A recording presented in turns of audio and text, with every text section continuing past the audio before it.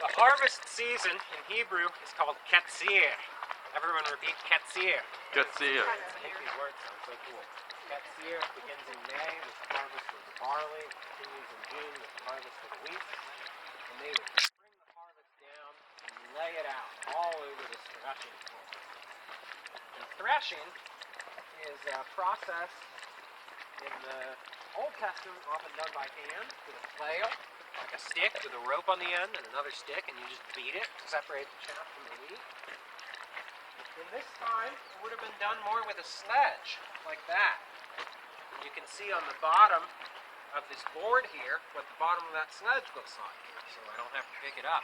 It's got a bunch of holes in it. You jam rough stones into those holes, and then you yoke the sledge to a donkey, maybe have a kid sit on the sledge, and just drive the donkey around. And those stones and the donkey's hooves are going to break up the harvest. And then you come back with the winnowing fork.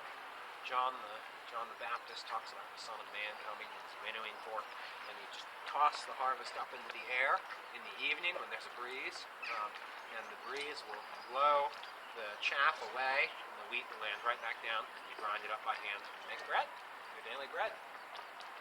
I'm going to come on and see Abraham. Shalom, Abraham. How are you? Right.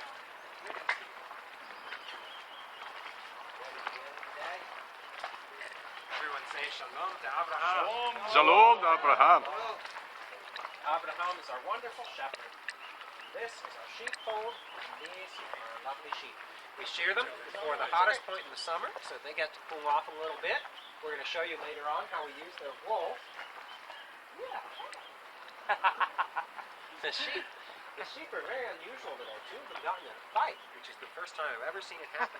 They just seemed really mad at each other. They butted heads one time, and then one of them just started eating the hay off the other one's wool. It was so strange. I'm not sure. Interesting animals. They were important in the economy in that era. For clothing, for milk, for meat, for the sacrificial lamb, very valuable for religious services.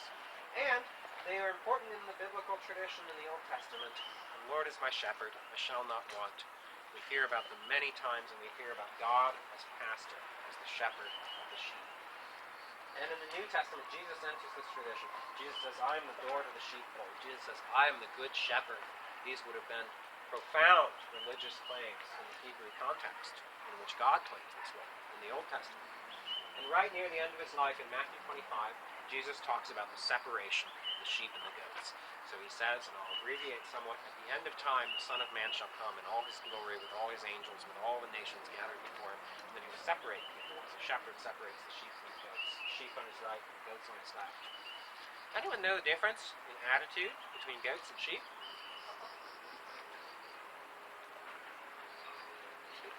Goats are more relaxed. Goats might be more relaxed. Yeah, I'm not sure. So sheep are much more obedient animals. They're much more easy to lead. And when I grew up, I had two goats, and they would always be trying to jump the fence and escape, or climb underneath. And they would always be eating my mom's flowers and my dad's herbs. And they were rebellious animals. And to us that was funny, but in the first century it would have been a major inconvenience. Goats you could lead, sheep you could lead to graze on uncultivated land. They would eat where you wanted. Goats, are much more rebellious and would be eating your crops and would be much more unruly.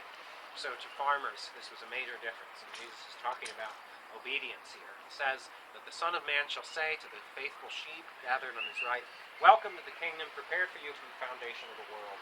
Because when I was hungry, you gave me something to eat. When I was thirsty, you gave me something to drink.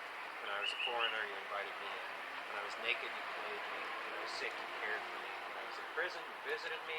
And however you did it unto the least of these, the most vulnerable people available to you, you did it unto me.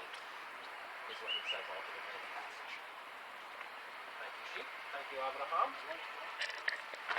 Carry on.